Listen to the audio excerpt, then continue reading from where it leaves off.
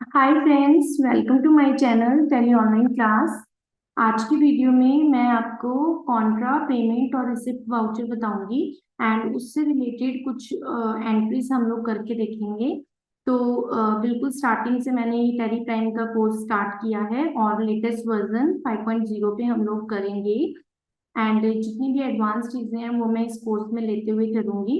And 5.0 से related भी जो स्पेसिफिक अपडेट्स आए हैं उनकी वीडियोस भी मैं डालूंगी। तो अगर आप बेसिक से सीख रहे हैं तो आप ये वाली प्लेलिस्ट फॉलो कर सकते हैं जिसमें मैं बेसिक से वीडियोस डाल रही हूँ। और अगर आपको ऑलरेडी टैली की नॉलेज है, टैली में आप ऑलरेडी वर्किंग हैं, तो आप लेटेस्ट अपडेट के लिए जो 5.0 के मैं अपडेट्स दे रही हूँ आप उनको देख सकते हैं फॉर नॉलेज। एंड अभी हम स्टार्ट करें Contra payment and receipt voucher. तो अभी हमने लास्ट जो किया था वो हमने लेजर्स कंप्लीट किए थे। तो यहाँ पर हमारे पास करंट डेट जो शो कर रही है वो 1 अप्रैल शो कर रही है। इट मीन्स कि जो हम अभी ट्रांजेक्शन करेंगे वो उसकी जो करंट डेट आएगी वो 1 अप्रैल आएगी। एंड जो मेरा फाइनेंशियल ईयर यहाँ पे शो कर रहा है वो 1 अप्रैल से 31 मार्च का कर रहा है। मेरे को यहाँ पे फाइनेंशियल ईयर चेंज करना है अगर, तो उसके लिए हम लोग प्रेस करते हैं ऑल्ट के साथ F2। Financial year next year की ट्रांजेक्शन्स अगर हमें करनी है तो फाइनेंशियल ईयर हमें चेंज करना पड़ेगा ना। तो उसके लिए हम ऑल्ट प्लस F2 प्रेस करते हैं और यहाँ से फाइनेंशियल ईयर चेंज कर सकते हैं। डेट सेम रहेगी, बस आपका ईयर चेंज होता रहेगा। ओके। उसके बाद यहाँ पे हम आ जाते हैं ट्रांजेक्शन्स में, वाउचर्स पे। फर्स्ट वाउचर हमारा कॉन्ट्रा वाउचर होता है। एंड अगर आप न्यू आपने टैली का सॉफ्टवेयर अपने सिस्टम पे इंस्टॉल किया है तो हो सकता है कि आपका जो वाउचर है कॉन्ट्रा का या पेमेंट का या रिसिप्ट का वो ऐसे शो ना हो रहा हो जैसा मेरी स्क्रीन पे शो कर रहा है। मेरी स्क्रीन पे जैसा शो कर रहा है this is called double entry mode. ठीक है, ये डबल एंट्री मोड में शो कर रहा है, इसमें डेबिट क्रेडिट शो कर रहा है। बट अगर आपका सिंगल मोड में शो कर रहा होगा तो आपका ना ऐसे शो करेगा। मैं आपको स्क्रीन दिखा देती हूँ। सिंगल एंट्री मोड ऐसा आपको शो कर रहा होगा। बट अगर आपको इजी लगता है डेबिट क्रेडिट मोड से, क्योंकि जनरल एंट्रीज में भी हमने डेबिट क्रेडिट पढ़ा होता है, तो आप उसके लिए चेंज मोड पे क्लिक कर सकते हो। राइट साइड में एच के नीचे डबल लाइन से, इसलिए हम इसको कंट्रोल के साथ प्रेस करते हैं। तो हम यहाँ पे कंट्रोल एच से चेंज मोड कर देते हैं एंड यहाँ पे डबल एंट्री कर देते हैं। एंड यहाँ पे मैंने कॉन्ट्रा वाउचर पे अब मेरे पास डेबिट भी शो कर रहा है एंड क्रेडिट भी शो कर रहा है। कॉन्ट्रा वाउचर में सिर्फ आपकी 2 एंट्रीज होंगी, डिपॉजिट करवाना कैश को बैंक में एंड बैंक से विड्रॉ करवाना and transfer for one bank to another bank. मतलब ये 3 एंट्रीज आप कर सकते हैं कॉन्ट्रा वाउचर में। इसके अलावा कोई और एंट्री कॉन्ट्रा में नहीं जाएगी। Deposit into bank, withdraw from bank and transfer from one bank to another bank. तो जैसे यहाँ पे कॉन्ट्रा वाउचर में क्रेडिट मांग रहा है पहले, तो मैं यहाँ पे कैश अगर लेती हूँ और मैंने 5,000 अमाउंट लिया है, तो अभी मेरे पास इसने दिखाया कि आपके पास कैश नहीं है और आप कैश डिपॉजिट करा रहे हैं, तो आपका कैश जो है वो नेगेटिव आ रहा है। तो मेरे को अगर इसको पॉजिटिव दिखाने के लिए कैश का कुछ ओपनिंग बैलेंस डालना हो कि मेरे पास इतना कैश ऑलरेडी पड़ा हुआ है ताकि ये नेगेटिव ना शो करे, तो उसके लिए लेजर को ऑल्टर करके मेरे को उसके अंदर ओपनिंग बैलेंस डालना पड़ेगा। उसके लिए मैं यहाँ पे शॉर्टकट यूज कर सकती हूँ। मैं बैक स्पेस की प्रेस करके कैश के लेजर तक जा रही हूँ, फिर उसके बाद मैंने कंट्रोल के साथ एंटर प्रेस करना है। और एंटर प्रेस करने के बाद मैं यहाँ पे ओपनिंग बैलेंस डालूंगी। फॉर एग्जाम्पल मैंने यहाँ पे 1 लाख रुपीज डाल दिया ओपनिंग बैलेंस। ठीक है। उसके बाद यहाँ पे डेबिट आ जाएगा और मेरे पास बैंक का लेजर ऑलरेडी क्रिएटेड है। एंट्री करते टाइम अगर आपको कोई भी न्यू लेजर क्रिएट करना है तो ऊपर क्रिएट का ऑप्शन आ रहा है, आप क्रिएट से न्यू लेजर क्रिएट कर सकते हो। और ऑल्ट प्लस सी से भी आप न्यू लेजर क्रिएट कर सकते हो। तो मेरे पास अभी ऑलरेडी क्रिएटेड है, मैंने 5,000 डिपॉजिट कराने की एंट्री बैंक में कर दी। तो यहाँ पर जब हम डिपॉजिट की एंट्री करेंगे तो ये मुझे शो करता है कि आपके पास 2,000 के नोट कितने हैं, 1,000 के कितने हैं, आप डिनोमिनेशन दे सकते हैं। अदरवाइज अगर आपको इसको स्किप करना है आप इसको कंट्रोल ए से स्किप कर सकते हैं और उसके बाद आप इसको कर देंगे एक्सेप्ट। नरेशन में कुछ देना है तो दे सकते हैं, अदरवाइज एक्सेप्ट हो जाएगा। ओके। उसके बाद अगर हमने कैश विड्रॉ किया है तो क्रेडिट हमारा बैंक हो जाएगा। अमाउंट डाल देंगे, एंटर एंटर प्रेस करना है। कोई भी स्क्रीन आ रही है आपने अभी इसको कंसिडर नहीं करना है, एंटर प्रेस करके आप यहाँ पे कैश ले लेंगे। तो ये हमने एंट्री कर दी कैश विड्रॉ करने की। ओके। अगर हमने ट्रांसफर किया तो बिल्कुल सेम वैसे ही जिस बैंक में रिसीव हो रहे हैं वो डेबिट हो जाएगा और जहां से पैसा जा रहा है वो क्रेडिट हो जाएगा। तो जैसे मैंने HDFC बैंक से 1,000 रुपीज विड्रॉ करे हैं, विड्रॉ करके किस में डाल दिए, पीएनबी बैंक में डाले, और मुझे उसको क्रिएट करना पड़ेगा क्योंकि उसका लेजर मेरे पास नहीं बना हुआ है। तो मैंने यहाँ पे क्रिएट पे क्लिक करके कर दिया था। तो यहाँ पर मेरे पास बैंक का डेबिट का आ गया है, डेबिट में पीएनबी और क्रेडिट में एचडीएफसी बैंक। तो ये हो गया हमारा ट्रांसफर कराने की एंट्री। ये तीन ही एंट्रीज हैं जो आपको कॉन्ट्रा वाउचर में करनी है। उसके बाद नेक्स्ट है पेमेंट वाउचर। पेमेंट में आपको जितनी भी पेमेंट्स करनी है वो सब इसमें आपको शो करेंगी। पेमेंट वाउचर में हमेशा डेबिट शो करता है पहले। एंड जितनी भी आप कुछ भी पेमेंट कर रहे हैं, आप कोई एक्सपेंस पे कर रहे हैं, आप कोई पार्टी को पे कर रहे हैं, तो वो सारी जो एंट्रीज हैं वो आपकी पेमेंट वाउचर में चली जाएंगी। जैसे मेरे पास यहाँ पे एडवर्टीजमेंट का राइट साइड में लेजर बना हुआ है। सपोज मैंने एडवर्टीजमेंट के लिए 10,000 रुपीज पे करे हैं, तो यहाँ पे एडवर्टीजमेंट अकाउंट डेबिट हो जाएगा। एंड यहाँ पे क्रेडिट में मैं क्या कर दूंगी, कैश पे दूंगी। तो यहाँ पे advertisement account debit to cash. आपको जर्नल एंट्रीज आनी चाहिए, डेबिट क्रेडिट पता होना चाहिए कि जब भी हम रिसीव करते हैं तो उसको डेबिट करना है, जब भी गिव कर रहे हैं तो उसको क्रेडिट करना है। तो ऐसे करके पेमेंट की एंट्रीज हो जाती है। एंड उसके बाद नेक्स्ट होता है रिसिप्ट वाउचर। जब भी हम कुछ भी रिसीव करेंगे तो हमेशा रिसिप्ट वाउचर में एंट्री होती है। पैसा जब भी आपके पास आएगा तो हमेशा डेबिट होगा ना, तो जब भी कैश को डेबिट कर रहे होंगे तो आप हमेशा रिसिप्ट में एंट्री कर सकते हैं। पहले ही रिसिप्ट वाउचर क्रेडिट मांग रहे हैं, तो हम यहाँ पे क्रेडिट में क्या ले लेते हैं, कैपिटल ले लेते हैं। और यहाँ पे हमने 1 लाख रुपीज कैपिटल ले लिया, एंड डेबिट में मैंने यहाँ पे ले लिया कैश। तो मेरी एंट्री हो जाएगी cash account debit to capital. Okay. तो ये ऐसे cash debit to capital, cash debit to Aman, cash debit to Sohan, ऐसी सारी ट्रांजेक्शन जिसमें पैसा आपके पास आ रहा है वो सारी एंट्रीज आपने क्या करनी है, रिसिप्ट वाउचर में ले लेनी है। ओके। तो कॉन्ट्रा वाउचर मैंने बता दिया क्या होता है, पेमेंट में कौन सी एंट्रीज होती है एंड रिसिप्ट में कौन सी एंट्रीज होती है। ये एंट्रीज हम लोग कर चुके हैं। एंड अब उसके बाद मैं आपको एक असाइनमेंट दिखा रही हूँ, उसको मैं करना स्टार्ट करूंगी। और आप भी उसका स्क्रीनशॉट ले सकते हो अपने पास, या फिर आपको व्हाट्सएप पे चाहिए होगा तो आप मुझसे ले लेना। एंड मैं उसको सॉल्व करके यहाँ पे आपको दिखा देती हूँ। जैसे आपको यहाँ पे दिख रहा है डू फॉलोइंग ट्रांजेक्शंस, तो इसमें सबसे पहले क्या दिया हुआ है, proprietor started business with cash 1 lakh rupees. तो हमने बिजनेस स्टार्ट किया है 1 लाख रुपीज लगा के। तो इसमें हमने क्या किया, हमने कैपिटल लगाई है। तो कैपिटल जब भी हम लगाएंगे तो हम एंट्री किस में कर लेंगे, हम एंट्री कर लेंगे रिसिप्ट पाउच में, क्योंकि हमें रिसीव हुआ है। तो क्रेडिट हम कर लेंगे कैपिटल, और यहाँ पे हमने 1 लाख रुपीज ले लिया, डेबिट कर दिया कैश। मैंने पहले भी 1 लाख की कैपिटल की एंट्री डाली थी, बट मैं अब डेट चेंज कर रही हूँ। मैं सारी एंट्री 2 अप्रैल में अगर करना चाहती हूँ तो मैं F2 से डेट चेंज कर लूंगी।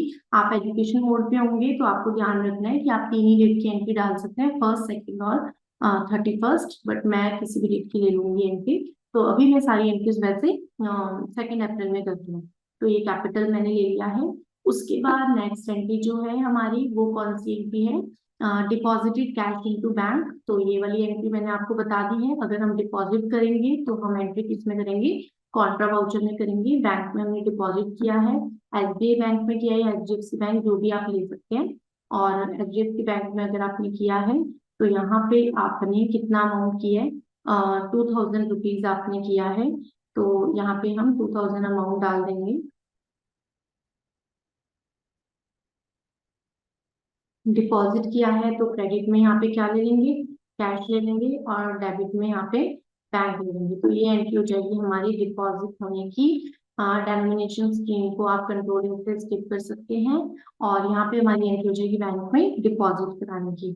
उसके बाद नेक्स्ट एंट्री जो हम लोग कर रहे हैं वो थर्ड एंट्री है, withdraw cash from bank. Bank से हमने विदड्रॉ किया है, तो अगर हम बैंक से विदड्रॉ करेंगे तो भी एंट्री कॉन्ट्रा वाउचर में जाएगी। तो क्रेडिट हो जाएगा बैंक, 3,000 हमने विड्रॉ किया है, और डेबिट हम कर देंगे कैश को। तो ये हो गई हमारी विड्रॉ करने की एंट्री, कैश डेबिट हो गया एंड बैंक क्रेडिट हो गया। तो ये हमारी विड्रॉ करने की एंट्री हो गई। अच्छा, उसके बाद नेक्स्ट एंट्री दी हुई है फोर्थ, पेड कैश टू राज। राज को हम कैश पे कर रहे हैं। तो राज को जब भी हम कैश पे कर रहे हैं तो हमें क्या करना है, पेमेंट वाउचर पे आना है, और डेबिट हमने कर देना है किसको, राज को हमने डेबिट कर दिया है।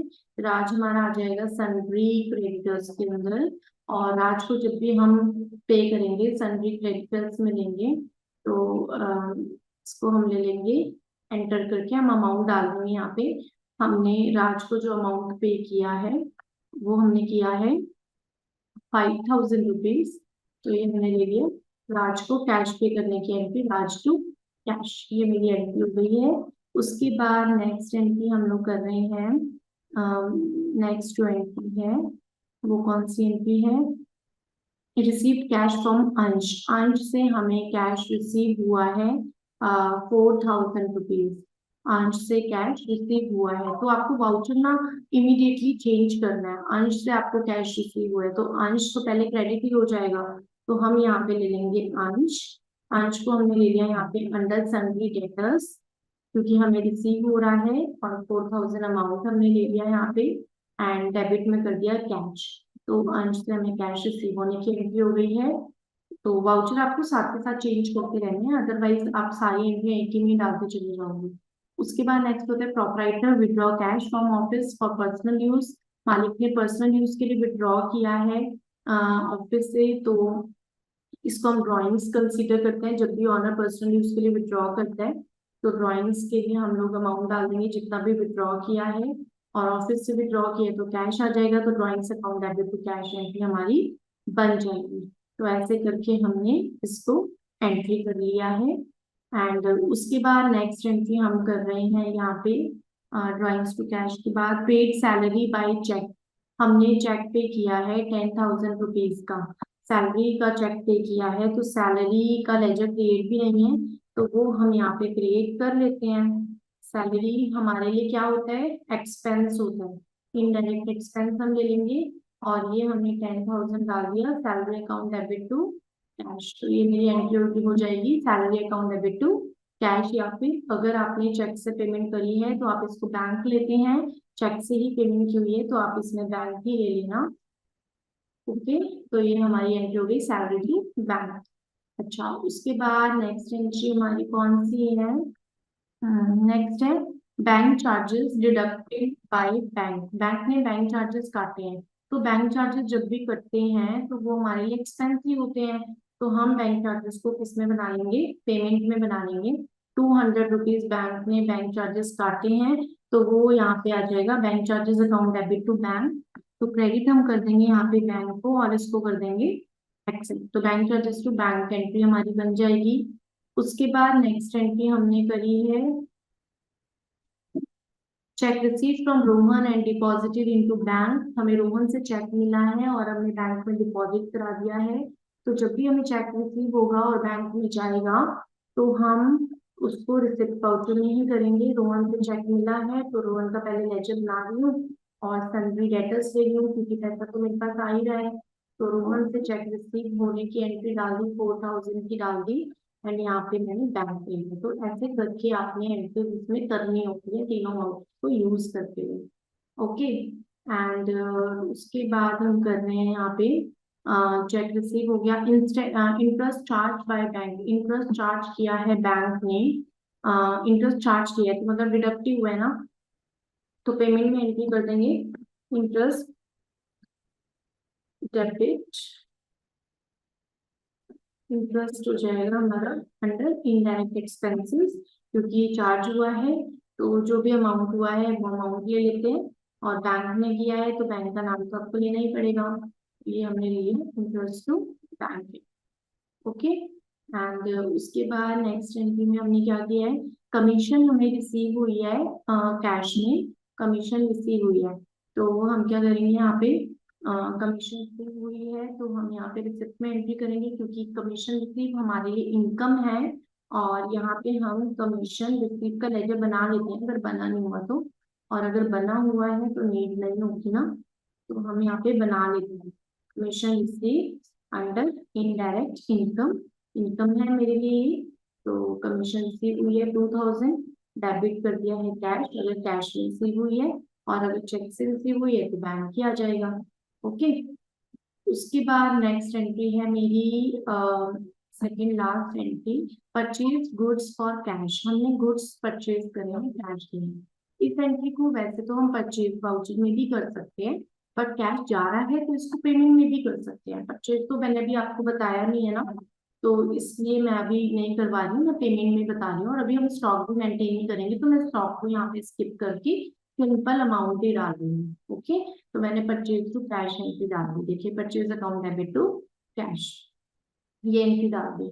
उसके बाद नेक्स्ट एंट्री है बिल्डिंग परचेज करी है हमने, चेक से पेमेंट करी है 70,000। ये जस्ट आपकी ना प्रैक्टिस के लिए एंट्रीज बनाई हुई है। ओके, तो बिल्डिंग हमने परचेज करी है, तो F5 पेमेंट में एंट्री कर देंगे हम। बिल्डिंग का लेजर ऑलरेडी वैसे भी बना हुआ है। तो बिल्डिंग बैंक से पेमेंट करी है, तो यहाँ पे हमने बैंक का नाम लिख दिया है। अच्छा, बैंक मेरा नेगेटिव भी हो गया है क्योंकि बैंक में इतना बैलेंस होगा भी नहीं ना। तो हम यहाँ पे नेगेटिव बैलेंस को तो बाद में पॉजिटिव भी कर सकते हैं, आप अपनी बैलेंस डाल के उसको पॉजिटिव कर लेना। और इसको कर देंगे हम एक्सेप्ट, या मैं कर ही देती हूँ।